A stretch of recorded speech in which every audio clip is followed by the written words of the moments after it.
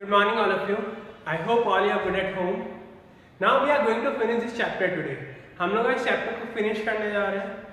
किसी को कोई भी प्रॉब्लम आए इस चैप्टर में तो वो लोग पूछ सकते हैं. तो हम लोग इस चैप्टर को पहले देखते हैं मॉडर्न पीरियड टेबल से. मॉडर्न पीरियड टेबल इसका लास्ट टॉपिक था, हम उसी को डिस्कस करेंगे. जैसा कि सबसे पहले यहाँ पे दिखाई दे रहा है आपको एक मॉडर्न पीरियड टेबल का स्ट्रक्चर. सबसे पहले जो चीज़ें हमें सीखनी है इसमें वो क्या क्या है.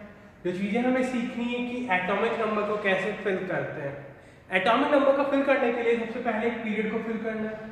फर्स्ट, फिर सेकंड पीरियड को फिल करना है, फिर थर्ड, फिर फोर्थ, फिर फिफ्थ. 37 टू कितना आएगा 89 करेंगे तो 54. फिर 32 ऐड करना है 86, फिर 87 और 32 ऐड करना है 118. यहाँ पे 3 आएंगे और यहाँ पे भी 3 आएंगे. 58 से 71 और 90 से 103 और यहाँ पर 104 से और यहाँ पर 72 से. इस तरह से हमें सबसे पहले एटॉमिक नंबर फिल करना आना चाहिए. कोई भी एटॉमिक नंबर हमें दे तो हमें उनकी पोजीशन स्पेसिफाई करना आना ही चाहिए, चाहे कुछ भी हो जाए. अगर हम उनकी पोजीशन स्पेसिफाई नहीं कर पाएंगे तो हमारे आंसर्स नहीं निकल पाएंगे. पोजीशन स्पेसिफाई करना हमें आना चाहिए. अब इस क्लास में एक छोटा सा और है, मेटलॉइड्स कितने होते हैं. ये जो मैंने लेटर्स लिखे हुए हैं ये सब कौन से हैं, मेटलॉइड्स हैं. एक कौन सा है, boron, silicon, germanium, arsenic, antimony, tellurium and polonium. ये सारे क्या हैं, मेटलॉइड्स हैं. ये सारे क्या हैं, मेटलॉइड्स. इनके लेफ्ट हैंड साइड कौन होते हैं, मेटल्स, और राइट हैंड साइड कौन होते हैं, नॉन मेटल्स. ये चीज़ें आपको क्लियर रहनी चाहिए. Metalloids are only 7 in total. Total कितने मेटलॉइड्स होते हैं, 7. कौन कौन से, boron, silicon, germanium, arsenic, antimony, tellurium and polonium. इन 7 के अलावा कोई भी और क्या नहीं होता हमारे पास, नेक्स्ट मेटलॉइड नहीं होता, 7 ही मेटलॉइड होते हैं. Now the next thing is कि हमने कौन कौन सी प्रॉपर्टीज पढ़ी थी. हमने सबसे पहले पढ़ा था एटॉमिक रेडियस. एटॉमिक रेडियस के बाद हमने पढ़ा इफेक्टिव न्यूक्लियर चार्ज.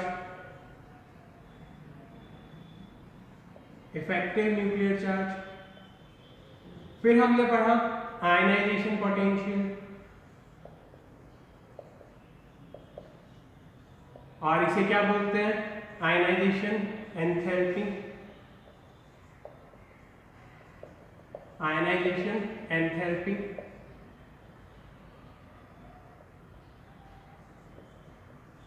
फिर हमने पढ़ा इलेक्ट्रॉन एफिनिटी या फिर इलेक्ट्रॉन गेन एंथैल्पी.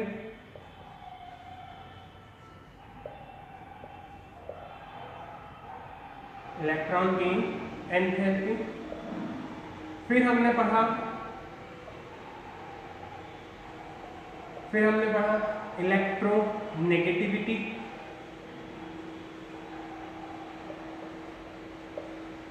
और उसके बाद हमने पढ़ा मेटेलिक कैरेक्टर और नॉन मेटेलिक कैरेक्टर. इसके अलावा एक टॉपिक और था वैलेंसी. एक टॉपिक और क्या था, वैलेंसी. ये सारे टॉपिक हमने पढ़े थे पीरियोडिक टेबल जब हमने पढ़ी. अब इन टॉपिक्स में क्या क्या होता है, कैसे हम इनको डिस्कस करते हैं, वो हमें देखना है. तो सबसे पहले अगर हम बात करते हैं एटॉमिक रेडियस की, तो atomic radius is the distance between this nucleus and outermost shell. Nucleus और जो आउटरमोस्ट शेल के बीच में डिस्टेंस होता है उसे हम क्या बोलते हैं, एटॉमिक रेडियस. हमने पढ़ा था कि जब हम लेफ्ट टू राइट जाते हैं तो इफेक्टिव न्यूक्लियर चार्ज इंक्रीज होता है. इफेक्टिव न्यूक्लियर चार्ज क्या होता है, increase. Effective nuclear charge increase होगा तो एटॉमिक रेडियस क्या होगी, डिक्रीज होगी. क्योंकि न्यूक्लियस क्या कर रहा है, इलेक्ट्रॉन्स को अपनी तरफ खींचने की कोशिश कर रहा है, जिससे जो ऑर्बिट है उसकी साइज क्या हो जाएगी, श्रिंक हो जाएगी. क्या हो जाएगी, श्रिंक। एटॉमिक रेडियस जब लेफ्ट टू राइट जाते हैं तो क्या होती है, डिक्रीज। और अगर हम उसमें टॉप टू बॉटम आते हैं तो क्या होती है, इंक्रीज होती है। टॉप टू बॉटम आते हैं तो क्या होती है, increase. Next effective nuclear charge हमने देखा। Effective nuclear charge left right जाते हैं तो इंक्रीज होता है। क्यों इंक्रीज होता है, नंबर ऑफ इलेक्ट्रॉन्स इंक्रीज हो जाता है। नंबर ऑफ इलेक्ट्रॉन्स के इंक्रीज होने की वजह से जो इन दोनों में फोर्स ऑफ अट्रैक्शन रहता है न्यूक्लियस और आउटरमोस्ट शेल के इलेक्ट्रॉन्स के बीच में, वो क्या हो जाता है, इंक्रीज हो जाता है। वो इंक्रीज होने के बाद में एटॉमिक साइज क्या हो जाती है, डिक्रीज। इफेक्टिव न्यूक्लियर चार्ज ऊपर से नीचे आते हैं तो भी क्या होता है, डिक्रीज होता है। क्यों, क्योंकि एटॉमिक साइज क्या हो गई, इंक्रीज हो गई। जैसे एटॉमिक साइज इंक्रीज होगी तो इफेक्टिव न्यूक्लियर चार्ज क्या हो जाएगा, डिक्रीज। फिर हमने पढ़ा ionisation potential, ionisation enthalpy, electron enthalpy या इलेक्ट्रोनेगेटिविटी। ये तीनों चीजें हम लोग डिस्कस कर चुके हैं, फिर भी एक बार देख लीजिए। आयनाइजेशन पोटेंशियल या आयनाइजेशन एंथैल्पी क्या था, the energy required to remove an electron from the outermost shell. एक आउटरमोस्ट लास्ट वाले शेल से जो एनर्जी रिक्वायर्ड है हमें इलेक्ट्रॉन को निकालने के लिए, उसे क्या बोलते हैं, आयनाइजेशन पोटेंशियल। उसे क्या बोलते हैं, आयनाइजेशन पोटेंशियल। इलेक्ट्रॉन एफिनिटी या electron gain enthalpy, the energy required to add an electron, add an electron. Electronegativity, the force of attraction between covalently bonded atoms. जब दो एटम्स के बीच में कोवैलेंट बॉन्ड बना हुआ हो तो उनके बीच में जो फोर्स ऑफ अट्रैक्शन होता है उसे क्या बोलते हैं, इलेक्ट्रोनेगेटिविटी। फिर बात करते हैं मेटेलिक और नॉन मेटेलिक कैरेक्टर्स की। मेटल कहाँ होते हैं पीरियोडिक टेबल में, इस तरफ, यहाँ पे कौन है सब, मेटल्स, और यहाँ कौन है सब, नॉन मेटल्स। इधर कौन है सब, नॉन मेटल्स, नॉन मेटल्स।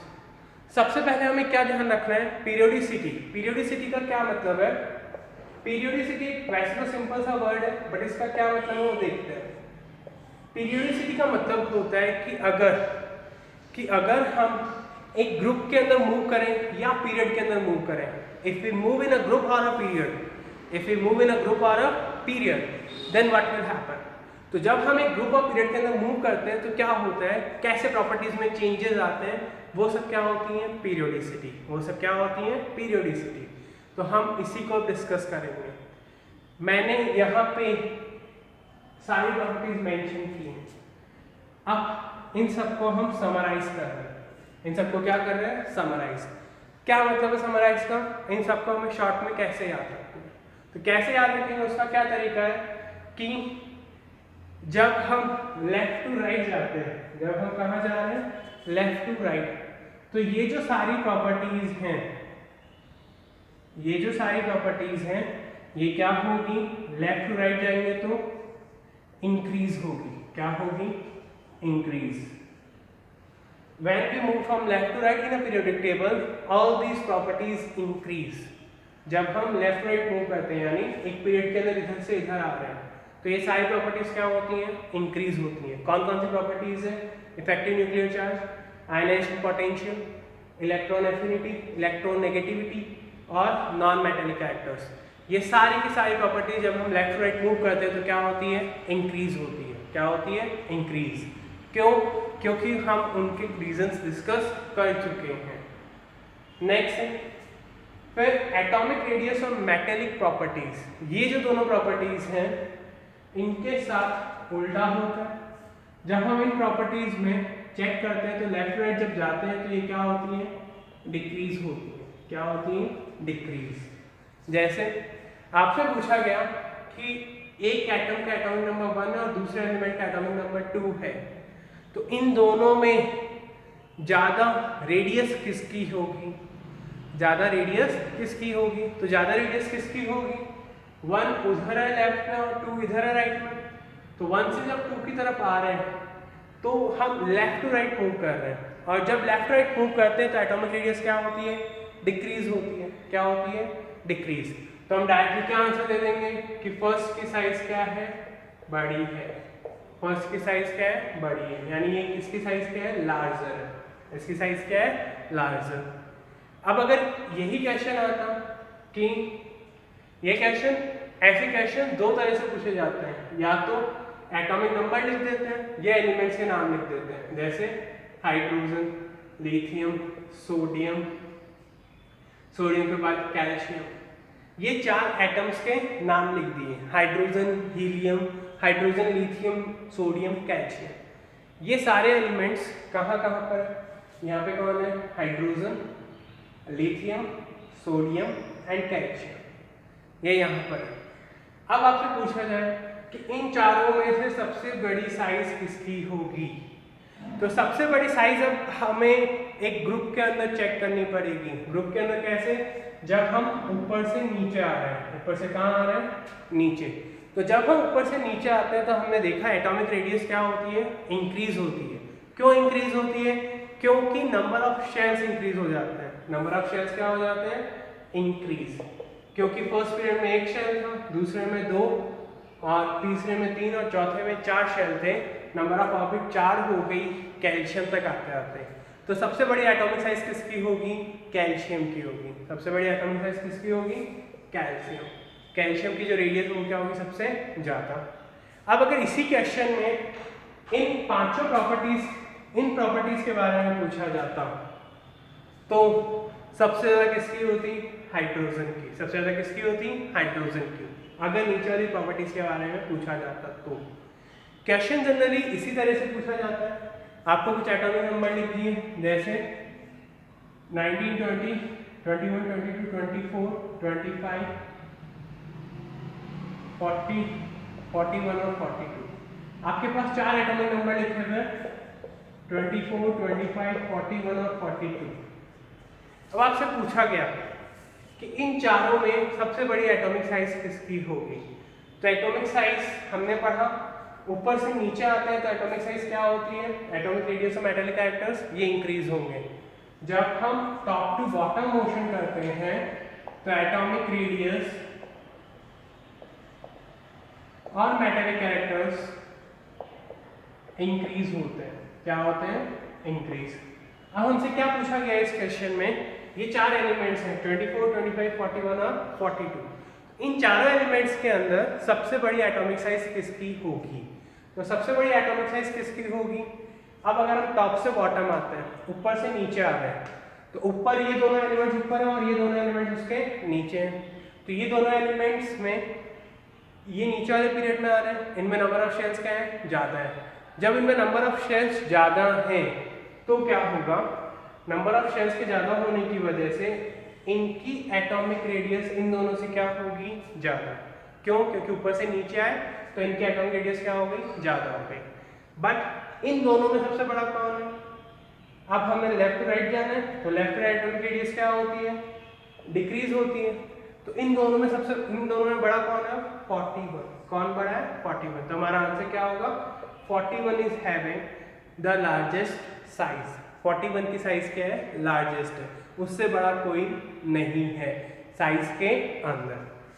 इसी तरह से कोई भी प्रॉपर्टी पूछी जा सकती है और अगर क्वेश्चन या तो इस तरह से आएगा कि इनमें सबसे बड़ा कौन है, या तो एटॉमिक नंबर लिखे हुए होंगे या फिर एलिमेंट्स के नाम लिखे हुए होंगे।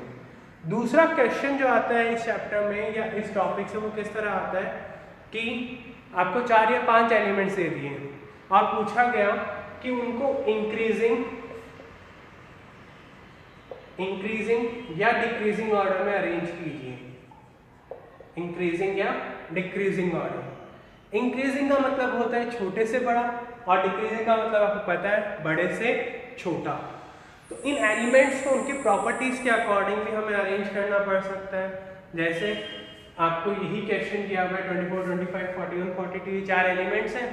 आपसे क्वेश्चन क्या पूछा गया कि आपको इन चारों एलिमेंट्स को क्या करना है, अरेंज करना है।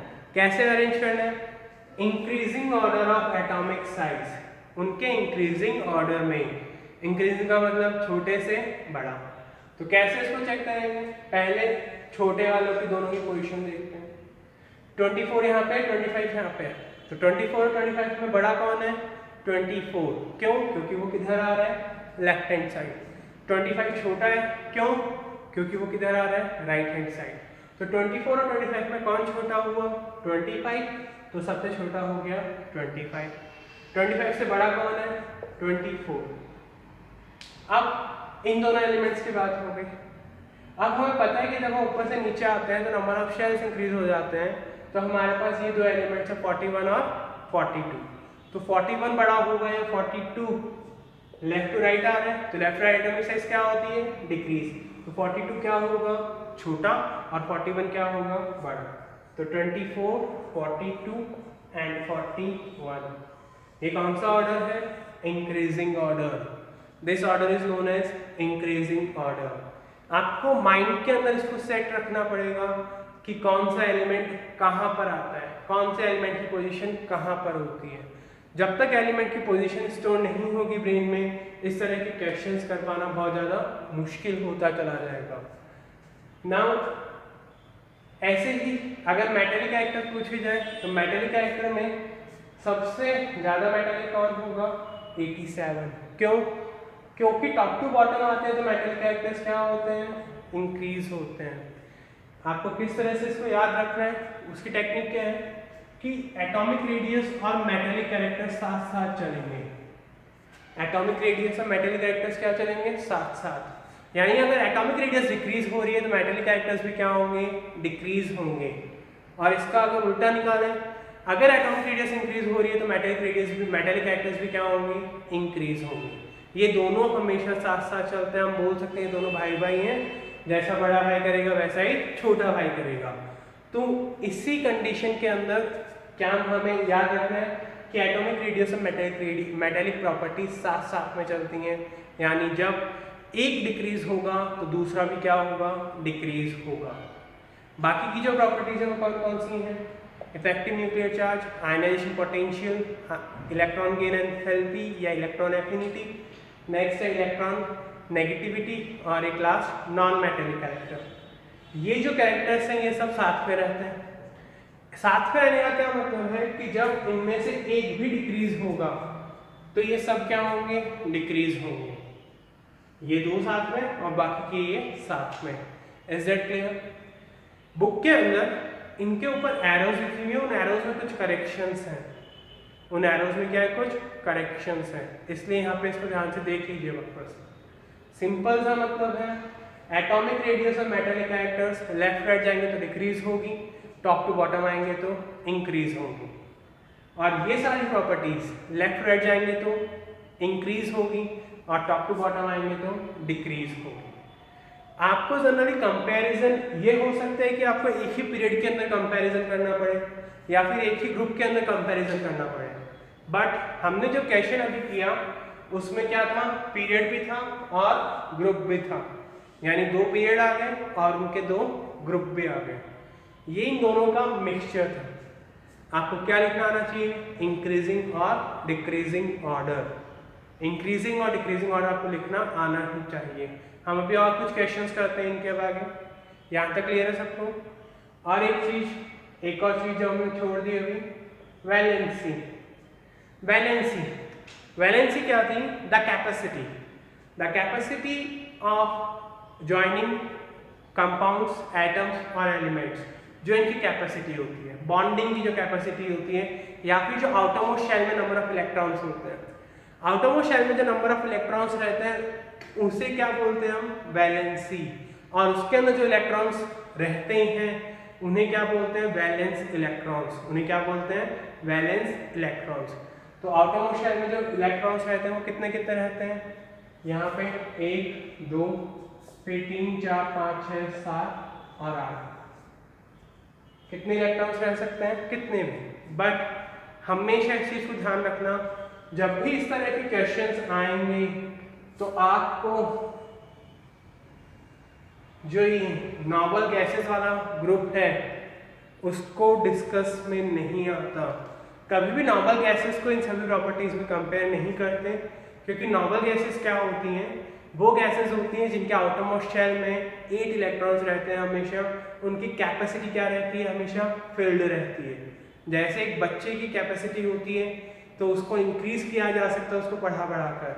बट जैसे हमने सोच लिया कि टीचर शायद कुछ भी कर लें, हमें नहीं पढ़ना, हमारे दिमाग को इतना ही रखना है, सेम कंडीशन इनकी होती है। आप कुछ भी कर लीजिए इनके साथ, बट ना तो इनमें कोई चेंजेस आएंगे ना इनमें कोई चेंजेस आएंगे, कोई प्रॉपर्टी में कोई भी चेंज नहीं आएंगे इनर्ट गैसेस में या नॉबल गैसेस में। नॉर्मल गैसेस या इनर्ट गैसेस की प्रॉपर्टीज में कोई भी चेंजेस नहीं आएंगे, ये ऐसे ही रहेंगे। और भी कैसे बहुत ज़्यादा ढीटे होते हैं। ढीटे समझते हैं आप लोग, बहुत अच्छे से समझते हैं, बहुत टीचर से मार खाई आप लोगों ने, या हम लोगों ने नहीं खाई थी जब हम लोग बच्चे थे। तो सेम कंडीशन के साथ रहती है, इनके ऊपर इन प्रॉपर्टीज का कोई इफेक्ट नहीं होता। क्यों?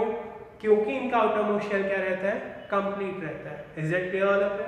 Now we will discuss some more questions related to it and your homework will also be given. इन क्वेश्चंस को हम कैसे अरेंज करेंगे, उनके पहले हम इनकी प्रॉपर्टीज को देखते हैं। तो सबसे पहले हम प्रॉपर्टीज को इधर लिख रहे हैं, वो प्रॉपर्टीज जो लेफ्ट राइट इंक्रीज होती हैं। कौन कौन सी प्रॉपर्टीज हैं? अभी हमने देखा नॉन मेटेलिक कैरेक्टर, फिर आयनाइजेशन पोटेंशियल, फिर हमने देखा electron affinity,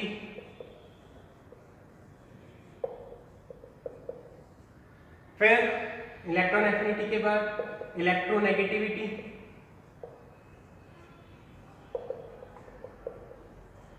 effective nuclear charge. ये 5 प्रॉपर्टीज थी जो लेफ्ट राइट जाने पर क्या होती हैं, इंक्रीज होती हैं। ये क्या होती हैं लेफ्ट राइट जाने पर, इंक्रीज। और अगर यही प्रॉपर्टीज टॉप टू बॉटम आती हैं तो ये क्या होंगी, डिक्रीज होंगी। ये फिक्स पैटर्न है, इसका यही पैटर्न फॉलो होगा। और दो प्रॉपर्टीज ऐसी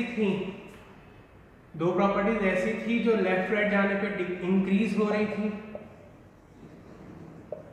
वो कौन सी थी? एक थी एटॉमिक रेडियस और दूसरा था मेटेलिक कैरेक्टर।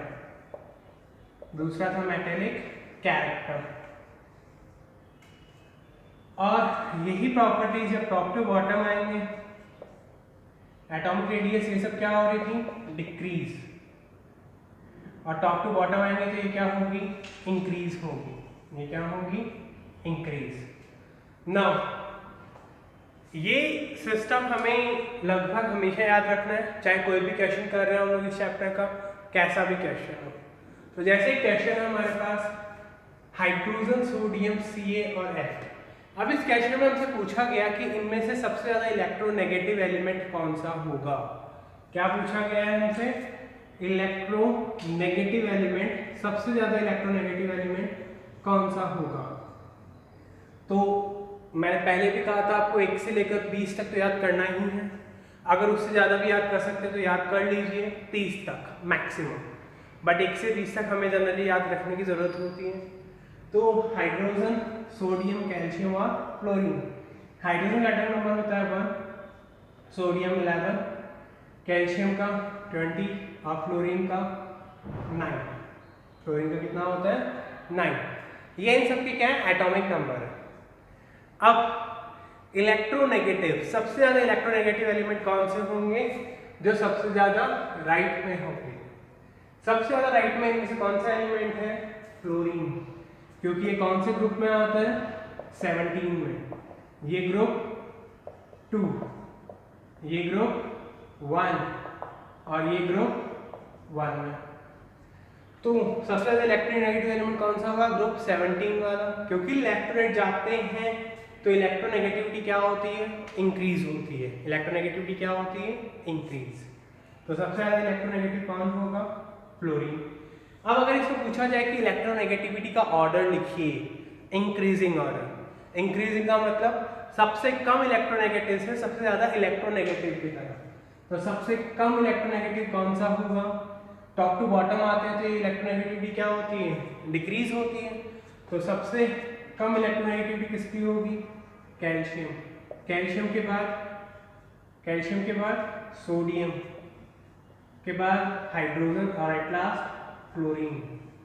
इस तरह से हमें इसका आंसर लिखना पड़ेगा। रीजन लिखना पड़ेगा बेसिकली हमें लैंग्वेज के अंदर। रीजन क्या है, on moving left right in a periodic table electronegativity increase, that's why fluorine will be the electronegative, most electronegative element. अब लिथियम, सोडियम, पोटेशियम और हाइड्रोजन।